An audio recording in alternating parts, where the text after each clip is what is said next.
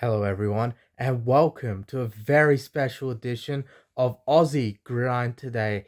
I am Manjot, the play-by-play commentator from American Football ACT, and wow, what a season it has been across Australia. There are multiple tackle leagues going on right now, and four leagues have their bowl games this week. Those are the ACT, where I am situated, Victoria, New South Wales, and Queensland. So all four states having their bowl games this week. And not only will I be covering all of the Capital Bowl preview, but also have my friends from Victoria, New South Wales, and Queensland talk about their games coming up as well. Now, this is a very special edition of Aussie Gridiron Today. I need to thank the Aussie Gridiron Network. They are a great network of content creators. I've been a part of the network for the last couple of years, and they do have some great shows, of course. Good Day Gridiron covering all of your NFL news, NFL analysis, previews, predictions, overreactions, everything NFL there. Aussie NFL Fantasy, where you can find the best fantasy football advice in all of Australia. And of course, Aussie Gridiron Today, where you can find all the latest news about local American football games being played in Australia. Now, without further ado, here is my preview of the Capital Bowl to start our show today. Capital Bowl 32. Oh my goodness, we are here. I cannot believe this has been the end of a great season. We're already here after a great season covering this sport for you guys here on Aussie Gridiron Today and on Bar TV Sports. My commentary partner Maddie, who usually joins me, he is not here tonight, but he was very excited for this game and he'll be joining me on Saturday. So be sure to check it out on Bar TV Sports for free, so all of you guys can watch it anywhere around the world. Now let's get on to the Capital Bowl 32 preview. The Centurions coming into this game, they had been the best team of the late 2010s and the early part of this decade as well. They had won 4 straight Capital Bowls, but trying to go for 5 in a row, the Wolves had surprised them last year. These two teams meet again, and it's going to be incredible to watch. Now, Centurions, a bit of an interesting spot for them to be in. They had won a lot of games in a row across the last 5 years of dominance. This year, though, they have struggled against the Wolves. They have only beaten them once in week 1 and lost the remaining 3 games against the Wolves. Whereas the Wolves, they're coming in 11 games in a row, having won all of them. And they only lost this year, as I said, in week 1 by 1 point to the Centurions on a game-winning 2-point conversion. How close could that get? I hope for Capital Bowl that gets as close as that. Now for the Centurions, they have quarterback James McAuliffe leading them. He's taken over from Jay Irvin, who had led them the last 2 years. James McAuliffe brings a very similar skill set to Irvin. We've seen it many times this year, of course, with his legs. He's a great receiver, McAuliffe, but the transition to quarterback, he's really shown off his arm as well. And using his legs for his playmaking ability, it's incredible to see what James McAuliffe can bring to this team. His leading receiver, James Henneke, he's done the opposite transition. He's transitioned from quarterback to wide receiver. Another incredible transition. He went to the under-20s World Cup as well in Canada earlier this year. So that experience really showing up for him.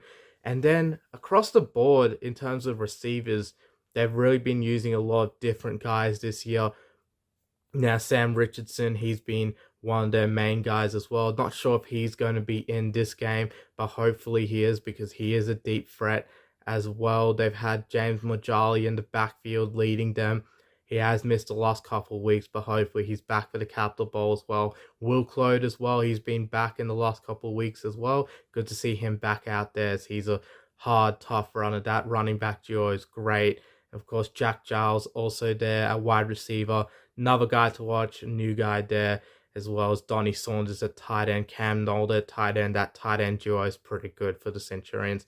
So they've been getting it done through many different guys in the receiving core and in the backfield. Now they do have a great defense as well. Will Clode going over to defense as well at middle linebacker. Josh Combe also there, Jamal Batchelor in the middle, Ryan Altinger also on that defensive line with Batchelor, Lane Woods on that defensive line, and in the backfield, that defensive backfield's got Lockie Clark, Doug Gooding. Those two have been doing an amazing job, and Jack Nelms, we all know he loves an interception as well. So for the Centurions, they have a lot of experience on that defense compared to their offensive side. So I feel like they'll be relying a little bit more on the defense, which is what we saw last game against the Wolves, where they just fell short, but the defense played very well. The offense, they will have a job to do, but I think they can step up to the task. Now, moving on to the Wolves, and this is a team that has had a very good run this year, having won 11 games in a row after losing the first one. They have been led by a great quarterback in Trey Laidlaw, who has been playing his heart out this year, been improving on his throwing game as well. He's been making a lot better throws this year, I reckon, and I think his improvement has really shown. He told me in an interview on Aussie Gridiron Today he loves his receivers, and why wouldn't you? There are like 6 or 7 great receivers on this team, and I feel like all of them could be a wide receiver one. Of course, they have Matt Phillips, who has been an absolute weapon out there.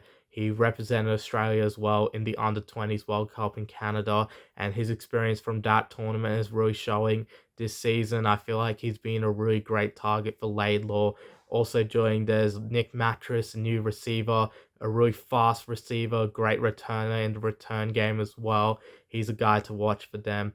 Jordy Silvera, if he makes it back, he'll be a guy to watch. Very powerful receiver, great guy to just really throw the ball to and just expect him to run over people. And then Mitch Collins, who has represented Australian flag football and is also a former college football player. He comes back from the US with all of the experience. Hasn't played many games this season due to injuries, but if he can suit up for the Capital Bowl, he'll be one to watch with his tall frame and high body. They also have Charlie O'Brien, a nice young receiver. He's been playing very well across the board. And tight end Sam Simmons, whenever he's on the field on offense, feels like he gets catches out of nowhere. And he also plays a bit of defense as well at defensive end. Now their running back core, very strong trio, I would say. They have Jake Christie, who was a star of the Capital Bowl last season, and that victory, he was one of the MVPs of that game for sure. Ryan McFerrin, he has been a guy that has been really emerging this season. I feel like his name will be one to watch this Capital Bowl. He's been running the ball left and right everywhere, so I'm expecting to call his name at least 20 to 30 times in this game. I reckon as well, see a bit more of Sam Thompson after last week's performance where he rushed in a couple of touchdowns against the Gladiators. Nice running back there. Thompson can also play a bit of receiver as well. They've used him in the slot and out wide, so expect to see Sam Thompson everywhere. Offensive line, very good, young and experienced group as well. Great use of just every piece on this offense by Jason Ray. I feel like they have a great offense, complemented by a great defense, as I mentioned. Sam Simmons playing defensive end and a bit of middle linebacker has been a great revelation as well. He's just been a guy that in last year's Capital Bowl as well, he was an MVP. He had a big interception at the end of the game to seal it for the Wolves. Better see his name out there. Jason Karjalainen, another great defensive lineman. Got to watch out for him as well. Oliver Henderson off the edge. He's been great. And at middle linebackers, you got the Fallons, Duncan and Eric. Both of them have been playing great. And at corner as well, you've got Shibatsu Otsuka. He's been a great corner this year. Great rookie for them. Shariah Rawat, who's going over to play college football very soon. Great corner over there. And at safety, Andrew Noble has been getting all the interceptions. He is the Wolves Defensive Player of the Year. So I wouldn't be surprised if he got an interception like he did in the last game against the Centurions, where he stopped them at the goal line. Those are big names to watch as well. Patrick Lee's coming off the edge. Can't forget about him. There's so many names on this team. So many names on the Centurions. Who will win? Well, it beats me. I reckon I can't really say who will win. Both teams have won against each other this year. It has been tight. There have been tight games, so a couple of them going down to the wire. I reckon this one will definitely go down to the wire as well. The Wolves may have won 11 games in a row, but you can never, ever count out the Centurions because they have that ability. They've shown us time and time again to make a comeback against the Wolves. And I know every Wolves player watching this will know about that too. So that was my Capital Bowl 32 preview. That's all you need to know from the ACT. Now for this episode, I've reached out to a bunch of people to join us as we've had another few ball games across Australia in these next couple of days. Now, first off, we're going to Victoria, where we have commentator Matt Ireland, who is going to cover the Vic Bowl. Hi everybody, my name's Matt Ireland and welcome to this Vic Bowl 39 preview. It's the big one, the crown jewel in the Gridiron Victoria crown. It's the Western Crusaders returning to the big dance for the 8th time in a row, hoping to secure their 7th straight versus the resurgence of the Geelong Buccaneers, back to the big dance for the first time since 2014 and hoping to salute for the first time since 2011. Spent a little bit of time earlier today with both of the clubs. Great coach representation from both teams and some really great insights for, I guess, the viewers that are going to be at home on Saturday when the big game rolls around. Joining me in the commentary box will be Tony Shebeki, the voice of SCN and also the voice of the Melbourne Aces and the MCG. And along with him, Ashley Bailey, the quarterback extraordinaire out of the Croydon Rangers. We'll be bringing you the game from 5 o'clock at Henry Turner Reserve, as I said, in West Footscray. Preceding that, we've got the under 15 starting at 9 o'clock, a preview for the big game. It's the Bucks and the Crew again. At 11 o'clock, it's the under 18s. It's the Rangers versus the Vikings. At 2 o'clock, it's the big curtain raiser before the big game, the Vikings and the Dragons. And as I said, from 5 o'clock, Division 1 action with the Crusaders taking on the Buccaneers. In talking to both clubs' coaches, and thanks to Coach Glenn Park and also Coach Daniel Noonan, lots of great insight for what we can expect to see from both teams. Lots of focus is obviously going to be on keeping that scoreboard ticking over and defense is trying to stop that from happening. But both coaches alluded to the fact weapons across all lines. Receivers ready to take everything and anything that comes their way. Running backs looking for green grass and opportunity to keep those chains moving. But in talking to Coach Noonan, look, a really honest approach from him. A great win on the weekend over the Monash Warriors. Getting up 36-8 and making their way to the Vic Bowl. And as I said, it's their first time back to the big one since 2014. Coming into this game, the Crusaders and the Buccaneers have faced off once already this season, way back at the start of it. And in talking to Coach Noonan, he was really honest about his, assessment of that game because it's a game that's long gone in their memory and this team might look similar on the park, but their resurgence and their attitude and I guess the process they've gone through to get to the Vic Bowl was really a key to their success on the weekend over the Warriors. Both teams coming into the big one with a great record. The Crusaders sitting at 9-0, one draw, and that was a heat-affected game, and the Bucks coming in with a 7-2 record and obviously a draw as well. Head-to-head, they did meet earlier in the year. Like I said, 38-0 was the scoreline with the Crusaders saluting on that day. Look, and again, looking at the way both teams sort of run the ball and look to have that run-first option, we can expect to see with the weather being a beautiful 25 and slightly overcast by the time kickoff rolls around, that the run game might be really important and both defenses will need to stand strong. Coach Noonan from the Bucks was really honest and said, look, our key to the success for Saturday is going to be a fast start. We're going to need to put some early pressure on the Crusaders and really try to get them on their heels. Knowing the Crusaders, they're going to be looking to try to run and gun early as well. And being that last year's Vic Bowl win over the Predators was a 50-16 victory, it was pretty much over by half time. I think Coach Wilson and Coach Park will be definitely looking to have a repeat of that success. As I said, the Crew come in, they are 9-1 in the big games. The Bucks are 1-4. Coach Noonan was really honest in that mid-teens of the 2000s where they did have some really great undefeated seasons, but unfortunately just ran into stronger teams on the big day. The one thing I look at is that the Crusaders have taken a 3-week break since their last game. That 3 weeks being the league heat off, unfortunately the entire league affected. The last round of the regular season was a bye and they qualified automatically for the Vic Bowl. So I spoke to both coaches about that 3-week break and whether they thought it might be an advantage or disadvantage to both teams. And both coaches were honest in their appraisal and said 3 weeks off or 6 weeks off, it wouldn't matter. This crew team have been doing what they do for a long time. And the dynasty continues. As I said, the drive to basically try to go for 7 straight is unprecedented, especially here in Victoria. Coach Park also alluding to a few of the Crusader veterans might be looking to end their time on the park and go off to greener pastures where they don't get tipped upside down. So during the commentary, we'll allude a lot more to that and give you some insights from what we're seeing and what we're sort of feeling around the grounds. I honestly invite everybody who's out there, if you have the facilities available to you, come down to Henry Turner Reserve or Crusader Park, as we love to call it. Witness live football for itself. And if you can't, obviously Gridiron Football in Victoria and Gridiron Victoria themselves will be putting out information across all the social media platforms where you can tune in. And like I said to you, the under 15s kicking it off at 9, the under 18s at 11 o'clock, the Division 2 men's at 2 p.m. and the big dance at 5 p.m. My prediction and hope for the game, I hope it's a close game. We want to see a competition. We want to see a contest. We want to see good, hard, honest football.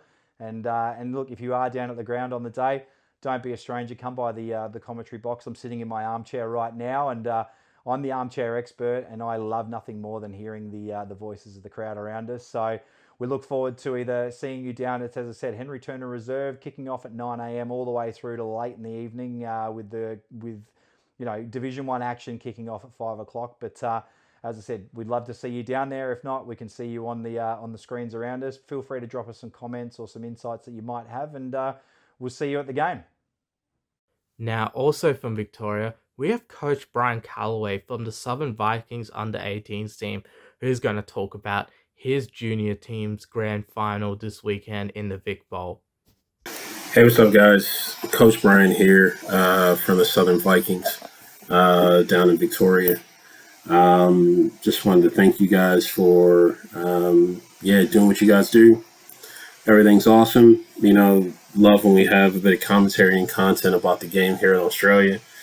Been asked to kind of jump on and talk a little bit about the Southern Vikings. Just to kind of jump straight into it. Very new club, first season in Gridiron Victoria, which has been pretty awesome. Been a bit of a whirlwind trying to get everything started. Kind of was put together quite quickly with a lot of support from other clubs around Victoria. A lot of support from different clubs. One big shout out is to the Monash Warriors and the Western Crusaders. Huge support and the presidents and the committees in both of those clubs are supporting a new club out this way. We're located in the eastern suburbs. If you're unfamiliar with where we are, we're out in Hampton Park in the eastern suburbs of Melbourne, which is a great location for us. We absolutely love it out there. A lot of big communities, a lot of communities with a lot of love and interest in the game. So it's always great for us to be in positions where community is very open and welcome to a bit of a niche sport like we have. Like I said, the season was like a whirlwind. A lot of changes in the off season, which allowed us to kind of come into existence. Kind of piece together our junior program. A lot of interest. A lot of kids came in, had a bit of a taste, kind of figured out it wasn't really for them. And we found a really good group of kids that we've been able to work with all season long. Hasn't been, a season filled with, major victories on the field, but we've had a lot of success off the field, building our culture, building our brand, making sure that we have the right young people in our program that basically do what we need them to do, on and off the field. This year has been, a lot of rookies. 90% of our team are rookies, first-year players, learning the game, learning about themselves as young men, learning about themselves as young athletes and what it means to be a part of a team. and not just really rely just on themselves, but have to open themselves up into ask for help from other people their age and from men and women coaches, staff, and support staff and that. So it's been a lot of learning for our young players, which has been exciting to see them develop into a really good group of young men and into a really good team. And so, we find ourselves, playing in the championship game. There wasn't really a semifinal for us due to some unfortunate circumstances that happened. Through those circumstances, we're very fortunate to play in the grand final. And we really look forward to the opportunity to represent, a first-year club, the Southern Vikings, in a championship game against a very formidable team in the Crichton Rangers. They're a very good outfit, coach really well. They got a really good culture over there, and they got some really good players. So it's going to be tough. It's not going to be easy by any means. It's going to be really exciting. I'm really happy for my guys, happy for my coaches, happy for, all of our executive committee members, everyone involved at the Southern Vikings. Claire Lawrence, Dan Hanna, who put a lot of work in to make sure that, our players are fitted out, kitted out, and have a place to practice and have a place to play. My coaching staff, Bliss Love and Braden Haynes, supporting the players throughout the entire year, and we just really look forward to having a good game and putting on a good showcase for everyone involved. So we're excited. Hopefully we can create a bit of history, and that'll give us a really good foundation going into next year. Thanks, guys. Bye. Now moving on to New South Wales, and we have 3 big bowl games coming up at Brookvale Oval this Saturday. Now, firstly, they'll have at 9 a.m. the Kookaburra Bowl between the Sydney University Lions and the Nepean Ducks, followed by the Opal Bowl between the UC Stars and the UNSW Raiders, and finally the Waratah Bowl between the UNSW Raiders and the UTS Gators.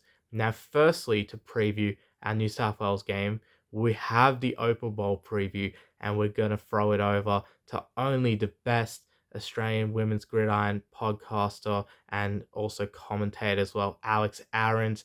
Now, Alex, very experienced player as well. She's going to be playing for the UC Stars this weekend. So she's going to provide the perspective from both the coach's film and also from her own perspective of both teams. Very experienced commentator, as I said, and podcaster. Go check out the Aussie Gridiron Ladies Mates Rates podcast as well, and check them out on Instagram. They have a weekly wrap of everything going on in women's gridiron. Now take it away, Alex. Hey everyone, it's Alex from Mates Rates, bringing you the latest from local gridiron. A huge thanks to the boys for inviting me on for this one, and a huge congratulations to all the teams competing in Queensland, New South Wales, ACT and Victoria bowl games this weekend. It's a massive weekend for football, such an exciting time. I'm here today to go over the New South Wales Women's Opal Bowl, which will be between the University of New South Wales Raiders and the University of Canberra Stars. A really interesting season down in New South Wales. Only 3 teams in it, the Raiders, Stars and the Ducks. Raiders swept the competition. They didn't lose a single game. Stars came second, having lost all their games to Raiders, but beaten the Ducks. Expected to be a really offensive, powerful performance, particularly from the Raiders. Alex Barker behind her O-line. They just get yards just about every play. We're between Haley and Leo, they're 2 very experienced O-line women. We're expecting to see another pretty heavy run game, but don't discount their pass plays as well. They've got, of course, Serica Shillingsworth, who has been an absolute thorn in UC Stars' side the entire time. And their import, Izzy Paholic from Victoria, who's been flying in and out for them. Defensively, defensive standouts, Beck Bolden and Dale McMillan.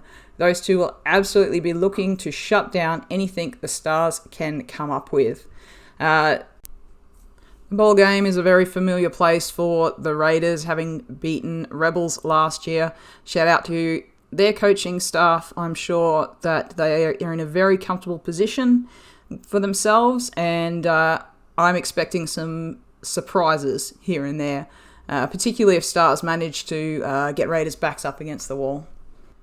With the Raiders' offense being so free scoring this season, the Stars' defense will really need to stand up, and we'll be looking to the spine of the defensive team, Brooke Onley, Petra Iema, and Grace Murphy, to lead their respective positional groups and be making the plays for us.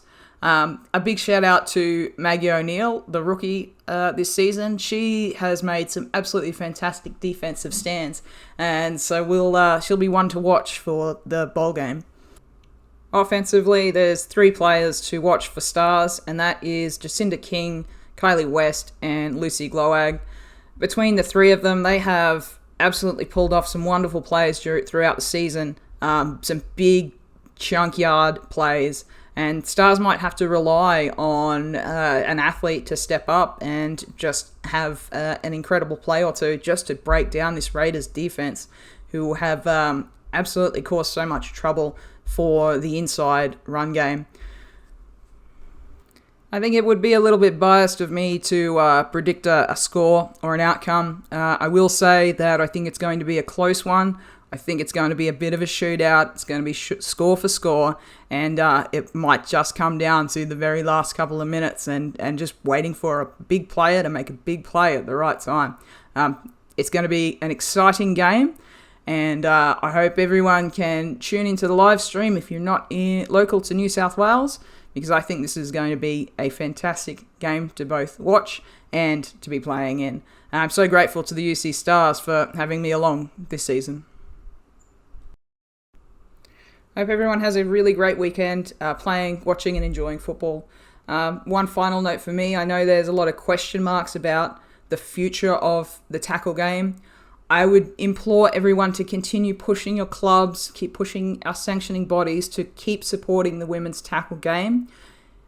It's such an inclusive sport like no other, and such a welcoming community, that it would be such a shame for us to lose it now.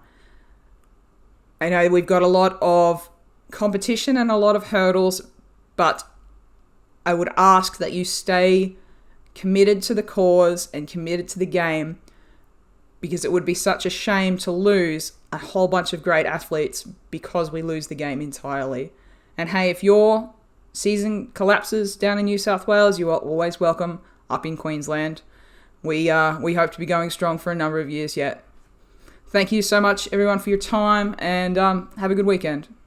Now, onto the Waratah Bowl, where the UTS Gators are facing off against the NSW Raiders. So, UTS Gators player Daniel Crighton has this report for us. G'day to the guys from G'day Gridiron. Thank you so much for having me on. Really appreciate it. My name is Daniel Crighton, but everyone around GNSW knows me as Choc. And as you can see, I play for the UTS Gators.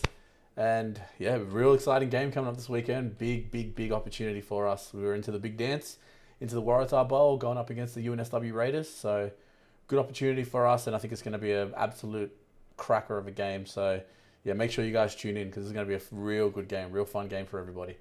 Yeah, look, we've had a great season. I think we started off a little bit slow, but I think in the back end we're really able to turn things around, shift the focus back onto us. We started the season, I think, 2-2 as we went into the October break. And as we came out of the October break, we ended up running the table, played everybody except for the Raiders again, and were able to beat everybody, which is, an awesome achievement for the club. Probably a big highlight for myself personally was traveling down to Wollongong. As people know, Wollongong are, a really tough team to play, particularly when you play them at their home. They are, they've got a well-drilled offensive line. They've got really good run game. Really tough overall. And for us, it was really good opportunity to go down there and just show who we are, showcase our game of football and our brand of football. And we went down there and were able to achieve that. Unfortunately, beating them in front of their home fans, but someone's got to be the villain at the end of the day. And yeah, that was a big highlight for myself personally. And probably I'd say one of the other bigger highlights for the club overall was our last game of the regular season. We played Sydney Uni, and we were able to not only put a running clock on them, but we're able to beat them. I think we put 50 points on them overall, which is a huge achievement for UTS, because I think if you go back into the eons, there is a very big storied rivalry between UTS and Sydney Uni. So it's a really cool opportunity to be a part of a team that is able to do that. Into the semi-final, we went into week 1 of the playoffs playing up against Sydney Uni again. And anyone who's been around GNSW knows that when you play Sydney Uni in the regular season versus when you play them in the playoffs, they are two completely different teams. And for us, we realized that, we made some mistakes in the first half. We were able to turn ourselves back around again, like I said, shift that focus back onto us and really focus on what we need to do and execute our game plan. And we delivered on that, which was awesome. Beating them in front of our home fans was a real big achievement for us. But as well, I think we are the first UTS team to beat Sydney Uni in the finals. We've beaten them in the regular season in the past, but never actually beaten them in the finals. And anyone who knows, Uni has a dynasty, so they're a tough team to go up against. So it's a big achievement for us to be able to do that. Really, really exciting for how we're looking moving forward. I think if we go back to the semi-final game, probably I'd say there's not really one big highlight for us. I'd say it's more or less the way the second half panned out. Myself as a defensive player, I play on the defensive line. Our defense were able to shut them out in the second half, probably up until the late fourth quarter when they scored one close to the end of the game. But for us, we were able to really hold them out, and we played a really tough brand of defense, which is something that we pride ourselves upon and we're really proud of. Our offense just fires on all cylinders, and that's all down to our offensive coordinator, Tim Clulo. He's come down with a very different and unique play style, which is, incredible. And, the results speak for itself, which we're really excited about. Moving forward, obviously, we've got the big game this weekend. Probably looking, it's looking for revenge in a way, because the Raiders actually beat us last season in the semi-finals to knock us out, and they obviously went on to win the league. So for us, it's now looking at trying to get a little bit of revenge on that one as well, but also really play our brand of football and dominate where we can and try to do the best that we can to try and achieve that goal. Raiders are a tough team, well drilled, well coached. They've got a very wily, smart quarterback with a really good arm on him. So for us, it's going to be a lot of work to try and shut him down, but we think we're up for the challenge. Realistically, I think if we're looking at who you should watch out for in the Waratah Bowl, I think I can't pick one particular player. I'm going to say watch out for the offense. Again, under Timmy, he's been an absolute game changer. And then obviously our defense as well, under Matt Schwartz, Marco Soriano, we've got a lot of intelligent minds behind the team to be able to put ourselves in the best position that we can. So, look, we're really excited for the game, really excited for the opportunity. Looking forward to, just a good hit out. If anyone can get down there, the game's on at Brookvale Oval, 3 p.m. on Saturday. And if you can't get down there, I know GNSW is going to be streaming the game live. So, look, again, g'day Gridiron. Thank you so much for having me. Appreciate it. We'll, fingers crossed, we'll see how we go. A lot of hard work, a lot of, preparation this week, and it all comes to a head on Saturday. Now on to American Football Queensland, and the 40th Sun Bowl will be held at East Tiger Stadium in Brisbane this weekend. Now it'll be held over 2 days with 3 big games coming up. The first game on Friday night will be the Under-18s Championship, and that'll be between the Raptors and the Gold Coast Stingrays, so be sure to check that out if you're down there in Brisbane. And on the Saturday, there'll be the Under-14s Championship between the two Gold Coast Stingray teams, the Navy and the Blue. And on the main game, it'll be the Ravens and the Rhinos. That'll be an interesting one as well. The Rhinos will be coming in hot as well. They finished as the number 1 seed. The Ravens, who have won the last 5 Sun Bowls, they're looking to make it 6 in a row. But the Rhinos, they've been doing a really good job this season, even having beaten the Ravens in the last week of the regular season to finish on top of the ladder. So it's going to be an interesting battle that one. So that will be a game to watch for sure. If you're down there in Brisbane, be sure to check it out. And of course, with all of these games, shall I say as well, Victoria, New South Wales, Queensland, and the ACT, there will be a live stream of these games. It'll be a very good event for you guys to be able to check out 2, 3, maybe 4 games at once. I'm sure I'll be doing that even while commentating. I'll be keeping my eye on some of these games for you guys. So these bowl games, they are definitely very fun. Now, for our final presentation for tonight, we do have a regional Queensland video as well coming in from Brodie Robinson from the Cairns Falcons. Hey legends, my name's Brodie Robinson. I play for the Cairns Falcons. Play in predominantly offense, but being in a small community, we have to play both ways. First thing I want to do is big shout out to you, Manjot. What you do for this sport here in Australia is incredible. Always posting up stuff, getting engagement going. Every time I jump on your page, it's growing. It's awesome. It really, really is. So thank you so much for what you do. Thank you for having me on. Thank you for wanting to know more about such a far North Queensland team. A lot of respect. Quick summary. We are 4-0, technically 5-0 because Townsville didn't want to play us on the weekend. We have another forfeit this weekend. Rocky do not want to play us, so that'll put us up to, in my eyes, 6-0. And then we have Mackay for our last game of the year before our next game against Townsville on January 18th. If Mackay play us, I'll be impressed. They're meant to be travelling to Cairns to play us, 9.5-hour drive. I don't know if they will, but we're putting it in the books where if they don't want to, we might actually go down there.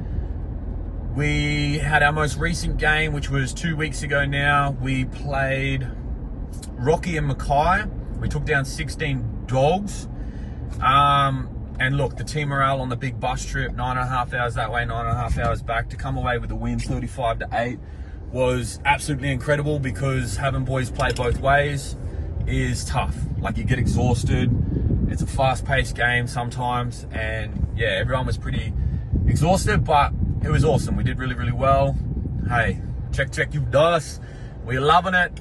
The boys are doing well. Thank you for having me on. I appreciate you guys so much. Hey guys, thank you so much for tuning in to Aussie Gridiron Today. It has been a very special episode for us. This is the first time we've done something as big as this. Thank you so much to all of our contributors for jumping on. We've messaged so many people to join our show, and it's always great that we've had people jump on. If you want to get involved with Aussie Gridiron Today, be sure to just send us a message at Pastry Press NFL on Instagram. You can also send my boy Maddie at Maddie Podcast a message as well. We're both working very hard on this show behind the scenes. We want to make it even bigger and better for next year and beyond. Be sure to tune in next time, as we're going to have some bowl game recaps, and we're going to interview some of the best players, not only from the ACT, but from all around the country after these bowl games, and also some coaches as well. Thank you so much, everyone, for tuning in. Subscribe to Pastry Press NFL, where you're going to get all of our Aussie Gridiron Network podcasts and everything here on YouTube. Going to get some of my YouTube shorts that I'll also post to our Instagram as well. You also can look at the Aussie Gridiron Network anywhere where you find your podcasts. That's where you can find this show in podcast form. Thank you, everyone, for tuning in, and we'll see you next week.